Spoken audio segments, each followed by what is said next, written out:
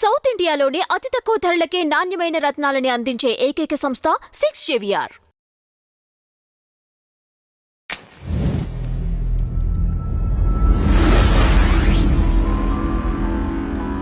నమస్కారం నాగార్జున గారు. నమస్తే. జగన్ గారి ప్రభుత్వంలో చెత్త పన్నుని వసూలు చేశారు కానీ చెత్తను వదిలేశారండి వాళ్ళు. ఆల్మోస్ట్ చూసినట్టయితే 85 లక్షల మెట్రిక్ టన్నులు అంటే నాటే జోక్ సార్. అంతే కదా. అది మళ్ళీ రీసైక్లింగ్ చేయాలంటే 2 years ఎబోనే పట్టుద్ది అంటున్నారు. అంత నిర్లక్ష్యం ఏంటండి? అదే కదండి. ఇప్పుడు గత 5 సంవత్సరాల్లో 2019 నుంచి 24 మధ్యలో జరిగిన చెత్త పాలన ఎలా జరిగిందంటానికి ఇది ఒక నిదర్శనం ఈ చెత్త. ఓకే. ఏమంటే మీరు ఒక మున్సిపల్ శాఖ ఉండి ఆరోగ్య సమస్యలు దేనికి వస్తాయండి? మ్యాక్సిమం చెత్త క్లీనింగ్ లేకపోతే, సరైనటువంటి పారిశుద్ధ్యం లేకపోతే. దానికి ప్రతి మున్సిపాలిటీలో, ప్రతి గ్రామంలో దానికి సంబంధించినటువంటి సిబ్బంది ఉన్నారు, మిగతావి ఉన్నాయి.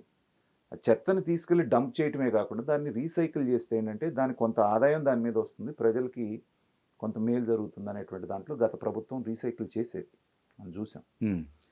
కానీ ఇప్పుడు ఆశ్చర్యకరంగా బయటకు వచ్చినటువంటి విషయం ఏంటంటే వీళ్ళు చెత్తను కలెక్ట్ చేసి ఎక్కడ దొరికితే అక్కడల్లా బారబోసారే కానీ ఫర్దర్ దాన్ని ఏం చేయాలి, రీసైక్లింగ్ అనే దాన్ని పట్టించుకోలేదు. ఓకే.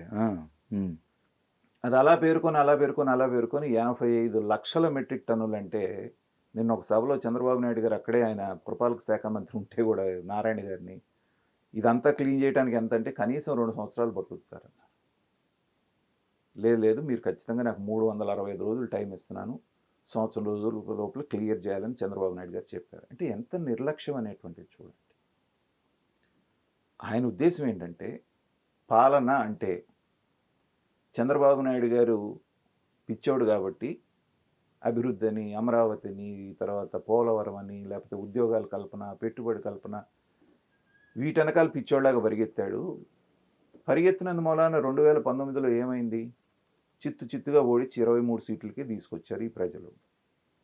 కాబట్టి నేను ఉచితాలని వీళ్ళకి బంచేస్తాను అనుకోండి, వాడి ఇంట్లో నుంచి బయటకు వచ్చే పని లేకుండా వాళ్ళ ఆవిడకి ఒక పథకం, పిల్లడికి ఒక పథకం, వాడికి ఒక పథకం, ఆటో ఉంటే ఒక పథకం, లేకపోతే ఇంకోటి ఉంటే ఒక పథకం, చేతి వృత్తులు, ఇలా ఫ్రీ డబ్బులు ఇచ్చేస్తే నేను చెత్త తీయకపోయినా నన్ను అడగరు, రోడ్లు వేయకపోయినా నన్ను అడగరు, ఉద్యోగాలు కల్పించకపోయినా, ఉపాధి కల్పించకపోయినా నన్ను అడగరు అనేటువంటి ఒక భ్రమలోకి వెళ్ళిపోయాడు జగన్మోహన్ రెడ్డి గారు. ఈ మాట ఏదో నేను చెప్తుంది కాదు, ఆయనే అన్నాడట. సరే ఏదన్నా డెవలప్మెంట్ అంటే చేశాడుగా చంద్రబాబు నాయుడు. ఏం చేశారు ఈ ప్రజలు? కాబట్టి డెవలప్మెంట్ చేస్తే వాళ్ళు మనల్ని గెలిపించరు. ఈ ఫ్రీ పథకాలని మీరు ఇవ్వండి, నవరత్నాలు జాగ్రత్తగా పంచండి, బటన్ నేను నొక్కుతా అక్కడ పడతాయి, ఓట్లు మనకు పడతాయి. ఓకే. ఈ భ్రమలోకి వెళ్ళి రాష్ట్రాన్ని భ్రష్టు పట్టించి ఒక 15-20 సంవత్సరాలు వెనక్కి తీసుకెళ్ళిపోయారు. అతను మర్చిపోయింది ఏంటంటే, నువ్వు ఒక తల్లికి 15,000 రూపాయలు అమ్మ ఒడి ఇచ్చి తండ్రి ఎవరైతే ఉన్నారో అతని నోటి దగ్గర ఉన్నటువంటి ఉపాధిని లాగేశావు. ఎలాగంటే అతను ఒక రోజువారీ కూలీ అనుకోండి, లేకపోతే ఒక కార్పెంటరు, ఒక ప్లంబరు, లేకపోతే ఒక పెయింటరు. ఇసుక అనేటువంటిది నువ్వు అందని ద్రాక్ష చేసిన తర్వాత భవన నిర్మాణ రంగం అంతా పడకేస్తుంది. ఒక భవన నిర్మాణ రంగం కనుక బాగుంటే 24 విభాగాల జనాలు దాని మీద బతుకుతారు. ఒక బిల్డింగ్ కట్టాలంటే ఇందాక నేను చెప్పిన కేటగిరీస్ అన్నీ, ఇసుక మోసే కూలోడి దగ్గర నుంచి, కార్పెంటర్ దగ్గర నుంచి, ప్లంబర్ దగ్గర నుంచి, పెయింటర్ దగ్గర నుంచి అనేక వృత్తులు కావాలి, వెల్డర్స్ దగ్గర నుంచి. ఇవి ఒక్క ఇసుక లేదనే దాంతో కన్స్ట్రక్షన్ ఫీల్డ్ అనేది కొనుక్కోవటంతో నువ్వు అమ్మకేమో తల్లికేమో అమ్మఒడి ఇచ్చావు, తండ్రికేమో ఇది పీకి పారేసావు. పీకి పారేసి అంతటితో ఊరుకున్నావా? 60 రూపాయలకు దొరికే క్వార్టర్నేమో 200 రూపాయలు చేసావు.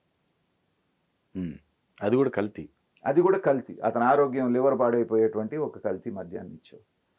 ఇవన్నీ ఏమనుకున్నాడంటే ఇంతవరకు చేసేస్తే చాలు, నేను గెలిచిపోతాను అనుకున్నాడు. కానీ మొత్తం అంతా కూడా జనాలు అన్నీ గుర్తుపెట్టుకున్నారు. వైనాట్ 175 దగ్గర నుంచి 11కి ఇచ్చేశారు. చెత్త పన్ను ఏ ప్రభుత్వం వసూలు చేయనటువంటి చెత్త పన్ను 100 రూపాయలు పెట్టి ఎంత విమర్శలు పాలయ్యాడు అనేటువంటిది మనం చూసాం. అయినప్పటికీ చెత్త పన్ను వసూలు చేశారు కానీ చెత్తను క్లియర్ చేయలేదు. మొన్న రీసెంట్గా ఎవరో వచ్చేసి ఒక చెత్త మీద ఒక ప్రజెంటేషన్ ఇచ్చారు చంద్రబాబు నాయుడు గారికి.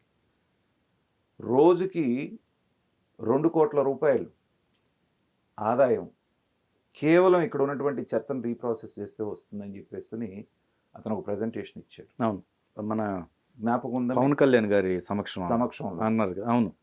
సో రోజుకు 2 కోట్లు వేసుకుంటే సంవత్సరానికి ఎంత అయిందండి? నెలకి 60 కోట్లు అంటే సుమారుగా ఒక 720 కోట్ల రూపాయలు ఓకే. రాష్ట్రానికి ఆదాయం. నీ చెత్త పోతుంది కదా. అవును. సో ఇలాంటి పనులు ఎందుకు చేయలేదు అంటే ఏంటంటే, అసలు మంత్రులకు కానీ లేకపోతే ముఖ్యమంత్రికి కానీ ఒక విజన్ అనేది ఉందనుకోండి, ఎవడన్నా మీ దాకా చెప్పడానికి వస్తాడు. ఎవరన్నా ఏదన్నా మంచి సలహా ఇవ్వడానికి ఒక ప్రజెంటేషన్ మా మా మా నవరత్నాలు మాకు జాలేవయా, వాళ్ళు చెప్పొచ్చావు అనేవాళ్ళు. ఇక ఏదన్నా ఒక ఇన్నోవేటివ్ ఐడియా ఇద్దాము అంటే ఎక్కడుంది చెప్పండి. కాబట్టి ఏంటంటే ఒక రకమైనటువంటి ధోరణిలో జరిగినటువంటి పాలన ఇవాళ అదొక బర్డెన్గా కొత్తగా వచ్చిన గవర్నమెంట్ నెత్తిన పడుతోంది. ఇవాళ అంత అంత 85 లక్షల మెట్రిక్ టన్నులు క్లియర్ చేయాలంటే ఎప్పుడు చేయాలి చెప్పండి. ఇలాగా మనం ఎన్ని టాపిక్స్ మాట్లాడుకుంటున్నాం అంజీ గారు, ఈ 3.5 నెలల్లో కొన్ని వందలు మాట్లాడి ఉంటాం ఇలాంటి సమస్యల మీద. మాట్లాడే కొద్దీ పుట్టుకొస్తున్నాయి. అంటే ఈ 5 సంవత్సరాల పాలనలో రాష్ట్రాన్ని ఎంతగా నాశనం చేశారు, వెనక్కి తీసుకెళ్లారు అనేటువంటిది.